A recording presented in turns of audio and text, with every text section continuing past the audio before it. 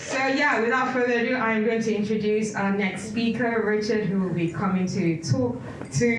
Yeah, thank you very much at the start to Annie for putting on this event, to all the sponsors obviously who made it possible as well, and obviously both the other speakers who are much better than me. I'm the kind of filler in the middle, basically. So on to my talk. Get off the ugly mug at the start. The talk is going to be about what are the pillars of PPC. And I'm going to break this up by firstly talking about why pillars are so important to kind of figuring out what we do and how it kind of makes a difference, as well as how we can best succeed at PPC. I'll then, and a lot of that actually comes down to the controversy about SEO pillars and stuff. I'm somewhere between 3 and 5, I think, but there's a good case to be made for all of them. And then finally, I'll talk about what my pillars of PPC would be.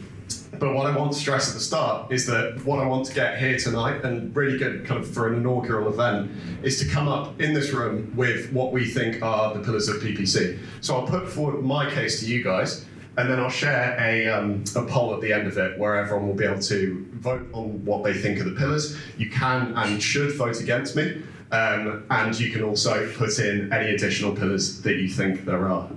So I'm going to start off with a little story, at the risk of sounding like Rishi Sunak.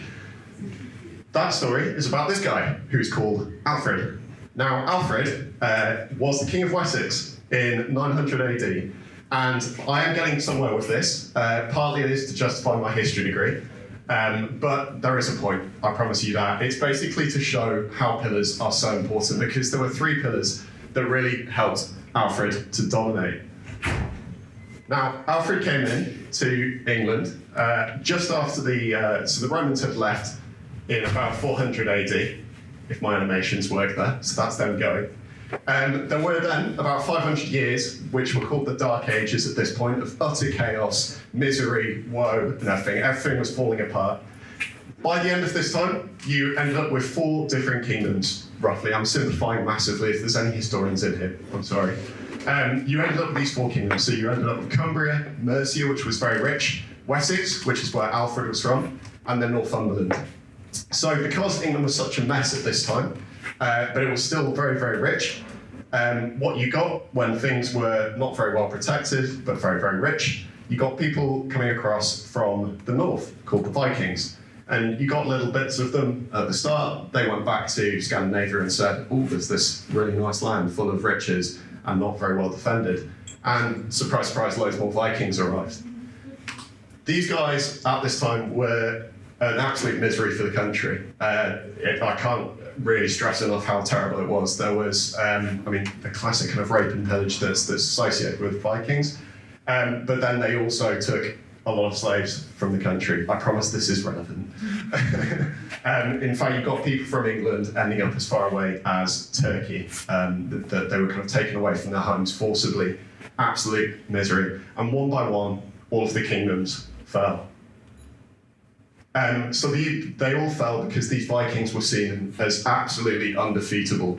On the field of battle, no one could ever stand up to them. And so bit by bit, they worked their way across the land until there was this one tiny little bit left of Wessex, which is where Alfred comes in at this stage. Yeah, there we go. Alfred at one point was forced to even kind of hide away in a marshland in a peasant's hut where he famously couldn't cook and therefore was spotted that he was probably a king. And within 2 generations, he reversed everything, and England was suddenly a nice place to live again. So why have I talked to you about Alfred at the start? And I think it's important to use this because there were 3 pillars that made Alfred the Great. That might be the word that you associate him with, and there's a lot of myth about him as well. But there were 3 pillars that were absolutely crucial to this, and I think these 3 pillars give us a lot of insight. Not necessarily the pillars themselves, but they show us why pillars are so important. Because the minute that people didn't pay attention to them, that was when everything started going wrong again. And it's the same, hopefully, with the pillars of PPC that I present to you. So, pillar 1, fortifications. He built a lot of different fortresses. By fortresses, the fortresses were called burhs at that time. It's basically like a ditch and then a small wall. But at this time, if there was a ditch and a small wall, no one could possibly cross it. They were terrible at sieges. So what Alfred did, he built loads of these within about 20, everyone in his realm was within 20 miles of one of these burhs. So when the Vikings came along, they encountered these ditches and wooden walls and gave up, basically. They couldn't do it. The second one was forces, military. This is the Sutton Hoo helmet, which is probably the only English thing in the British Museum. But Alfred was the first one with a standing army in the UK, and he, well, since the Romans left, and he, of course, you need the forces that are going to garrison these. So he made sure that there are enough people in every single one of these fortresses to protect everyone as soon as the Vikings came. That's an artist's depiction. Pillar 3 was faith. So Alfred he wasn't the first Christian king of England, but at this time, it was very much his kind of definition against the heathens that came across the sea and these kind of pagans. So faith was really crucial behind uniting everyone there. And he used this every way, even kind of converting the Vikings to Christianity so that he could deal with them more effectively. And these three things are essentially what made Alfred the Great. So forces, faith, and fortifications. And I've introduced them because I'm going to show you what happened when each of these pillars went wrong. There's also a little element of fiction in there as well, which is probably the fourth pillar, which I'm going to talk a little bit about later on. And even with Alfred the Great, there's controversy about how many pillars there are.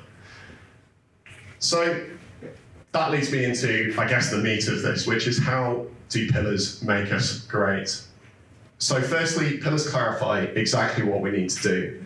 Alfred was very clear from the start, or at least so we've been led to believe, that there were certain areas that would make him a success. And to be fair, they made him very successful in the face of seemingly undefeatable enemies. So to illustrate this, as soon as people didn't pay attention to this, I mean, if you've got a name like Ethelred the Unready, it's not a good sign. Like, probably don't become king at that stage.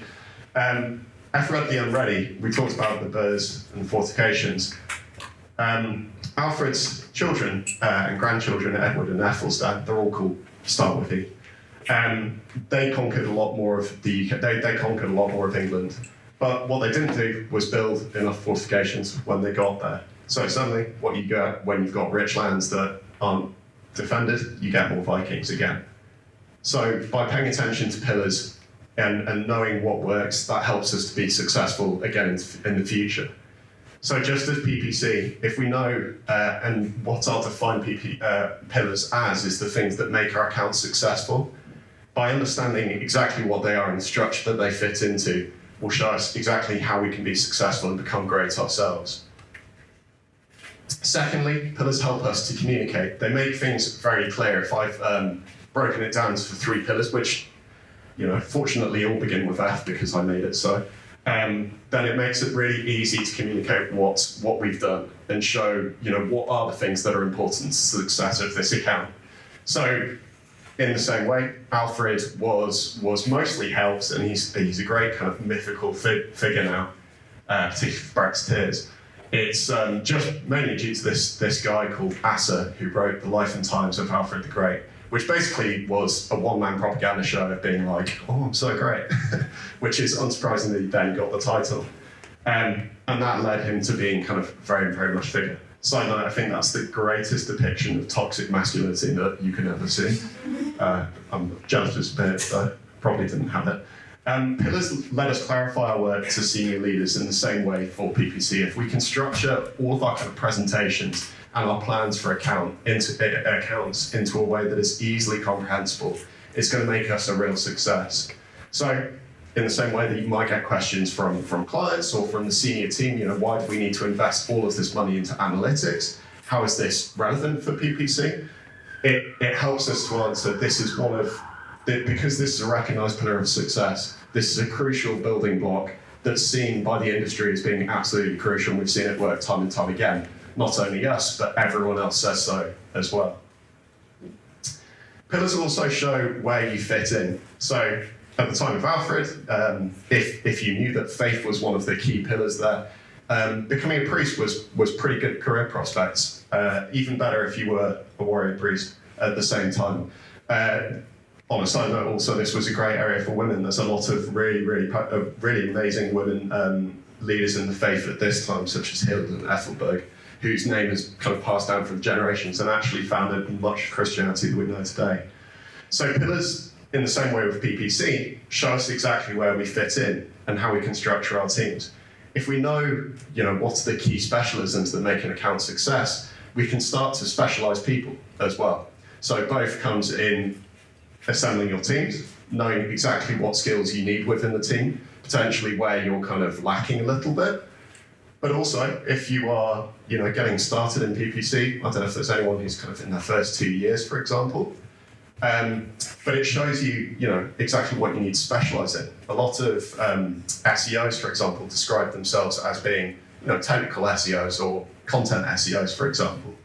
So in much the same way, you can understand where your specialities lie, and that might be, for example, F will stand the tags layer, if you're particularly good at tracking. But importantly, and this is another lesson from Alfred, pillars need to change with the times. And in much the same way, I want to stress that the pillars that we come up with today aren't going to be forevermore. Particularly in an industry as changing as PPC, a lot more manic than 10th century England, if you can believe it. But pillars also need to change with the times.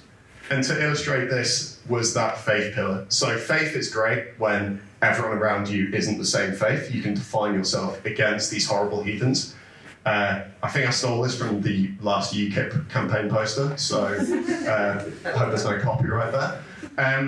But that is a great pillar when that is the case. But as soon as everyone else is Christian around you and you're still defining yourself as being great because you're Christian, suddenly it doesn't work anymore. And that's the case with a guy called Harold Godwin, who, as soon as he let that slide, you got more Vikings coming in from the south called the Normans. And that's when you end up famously with an arrow to the eye. Probably not in this case. I guess there's less high stakes now. But don't be like Harold. Update your pillars, and I think it's really key that we keep on assessing these. So the ones that we come up with today don't necessarily need to stand. I think they should stand the test of time to an extent, but it's not necessarily the case that they will always be the pillar. And I'll talk about one pillar in particular that I think is a little bit changing with the times now. So what are we looking for when it comes to our pillars of PPC? We're now into the much more relevant stuff to why I'm here today.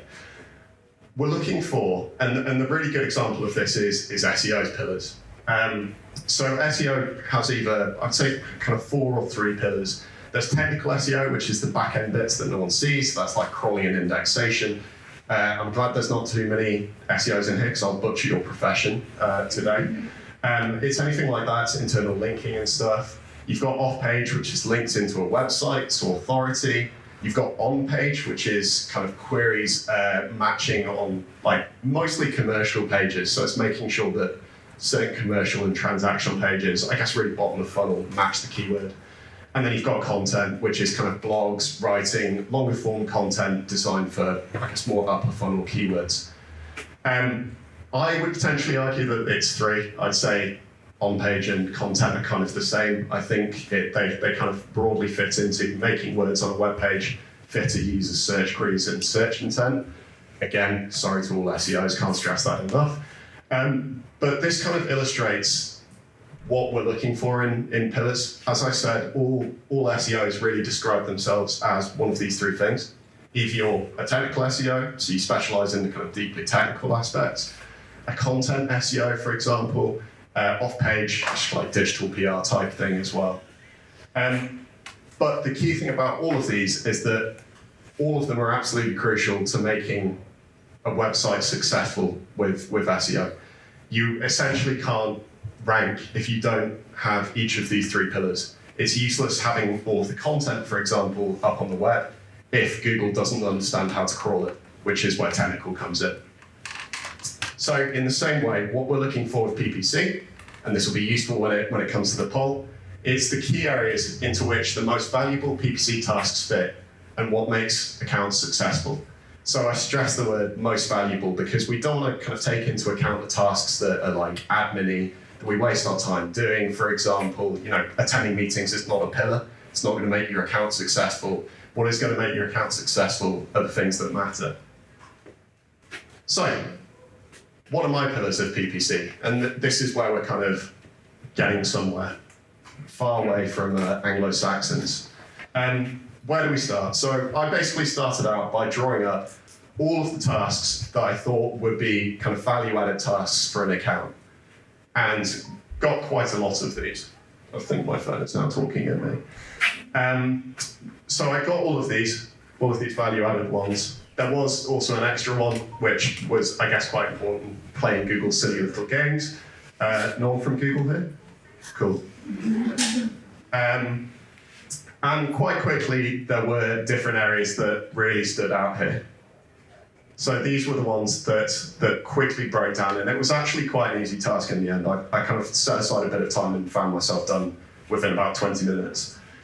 The first pillar of PPC that I saw was analytical PPC. I had a bit of play around with names here, but that's the ultimate one I came up with.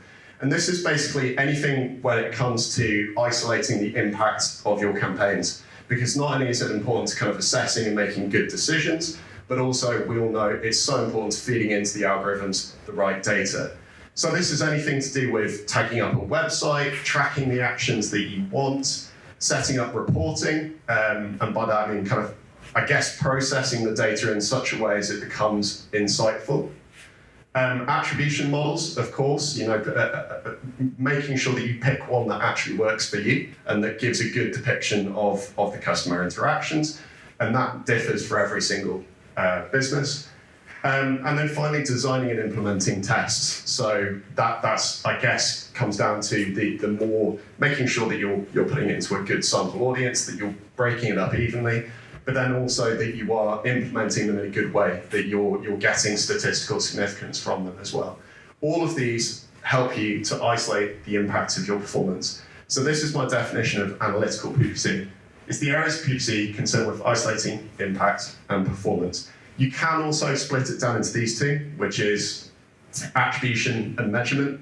I want to stress that the two are not the same. Attribution is very much like the automatic processing of that data to allocate it to a particular source. So that's kind of the attribution model that you apply that feeds back into the algorithm, for example. Whereas measurement, I think is very different. It's manually assessing the incremental impact on actions. That's where you kind of take a step back. I think that's the two areas that analytical PPC really fits in. The second one is technical PPC. So, I mean, actually, like technical SEO, it's all of the back bits that people don't really see, but that obviously are so crucial to success. So it's everything from your targeting settings, making sure that they are both applied, but also that they don't go back into something that's terrible. You've got your automations, so everything that makes things serve quicker and to the right people. Setting up audiences and all of, kind of making sure there's no overlap, anything like that. Data feeds, so this comes to kind of product feeds, anything that you're kind of setting up to help the automations. Troubleshooting, I think troubleshooting is probably the closest that we get to faith when it comes to PPC, as well as ad copy. Why on earth isn't this showing? And then finally, the multi-engine stuff. So if I can apply everything from Google to Bing, making sure that that's in the best format as well. So I think all of that comes into technical PPC. I think this is probably the one area that's most liable to change. And when we kind of learned that lesson of we should keep pillars updated, technical PPC seems to be with kind of the advent of all of the new campaign types, Performance Max and so on, all of them are kind of breaking down quite a lot of the traditional barriers when it comes to technical PPC. So technical PPC, I've defined it as being the configuring the underlying structures that enable ads to serve in the right place at the right time. My third pillar, and there are 4 of these, so we're nearly there. My third pillar is in-ad PPC, and this is basically anything that the user sees when it comes to accounts. And of course, this is absolutely crucial to performance as well, a fundamental building block. So this stems from copywriting, of course, that's the most obvious one within your ad copy, making sure that resonates as well as that it matches the search intent, as well as matching your landing page, for example. Imagery, a little bit more of a thing, probably something that we're going to see more of over time. New ad formats as they come in, making sure that you're adopting those. Disapprovals, again, a matter of faith. And then finally, landing pages, which is an often underappreciated kind of element of PPCs, making sure that the journey doesn't stop as soon as a user clicks through our ad. So, in-ad PPC are actions that are visible to the end user. And of course, all of these other things are kind of pointless if the thing that the user sees is rubbish and doesn't lead them to take the action that we want them to. Finally was strategic PPC. So this is the fourth pillar. Strategic PPC, pretty much kind of self-defining here. Anything to do with strategy and setting an account in the right direction. I think there's also an element of coercing accounts to follow that direction. So a good example of that is training machine learning models. I think Annie is actually a big proponent of this, is that machine learning models are only as good as the teacher. You have to make sure that you're not only just setting them on the right path, but you're coercing them in the right direction. And that might involve quite a lot of strategic decisions that go, we have to prioritize this to get the machine learning models to do the thing that we want, basically. So it's strategy, it's budgeting, making sure that we have the right amount to spend, competitive research, keyword research at the start, structuring your account in the right way for the algorithm that you have and for your KPIs is really key. But also defining those KPIs in the first place is fundamental part of that journey. Making sure that you have the right micro conversions set up to get users down that chain, and then also are you all reading off the same hinge sheet? Are you and the client both understanding exactly what you're trying to get out of these campaigns? So strategic PPC was any task that involved planning the direction of PPC accounts and cajoling them to obey this direction. I was basically looking for a chance to say cajole. I don't know, I love that word. The four pillars of PPC at the end of that. So we had analytical PPC, technical PPC, in-ad PPC, and strategic PPC. Now, I'm also going to argue against myself here because, as I said, it's up to you guys. I think at the end of this, I want us all to pull together and figure out what the pillars are. Strategic PPC, I was a little bit with, because all of these things, I guess it's something we associate with seniority rather than when it comes to our roles. A lot of these tasks kind of come down to, I guess, more account kind of directors, that kind of thing. I went with it in the end because I think things like keyword research and stuff, those are obviously jobs that are taken on by all PPCs, kind of regardless, and some people are much better at it than others. But so for that reason, I thought that it was a really key pillar. And obviously, all of the other ones are pointless if you have the wrong strategy to begin with. So that one, I won't take offense if you vote against it. I was on the fence myself. So it could be three pillars. I did also play around with this model, which was pre-live, in-ad, and post-live. So this could be another way of looking at it, is pre-live is anything that you set up before the user kind of sees the ad in the first place, the structures underlying it. In-ad, which again, everything that the user sees. And then post-live. So anything that's, post-live's probably the wrong name for it, but anything after the user clicks on your ad, how do you kind of measure the performance of that? So that was a possible different option. But, as I say, the most important thing here is that it's down to all of you. So, remember, what we're looking for here is the key areas into which the most valuable PPC tasks fit and which make accounts successful. And please do also just chat to me afterwards. I hope it kind of raises a discussion more than anything else. Chat to everyone in the well-timed break after I've spoke. About what you think are the pillars of PPC. And there's a link here. If you follow the QR code, then it should take you to a type form, which will let you vote on the options, what you think are the pillars of PPC. But it will also let you put in other ones. I'll also post on my Twitter. I think I've mistimed it. I thought basically I'd be speaking longer. So it's going to post in like 10 minutes. I've marked up the timing there. But yeah, I'll leave that open for you. I can share the link as well afterwards. Feel free to do that. Don't necessarily have to vote now, but just have a mull over it, and we'll see what we think the pillars of PPC are. So if I leave you with anything at the end there, so take it back to Alpha, it is by creating pillars and having pillars defining PPC, we too can structure our work around them, and we too can be great. Thank you.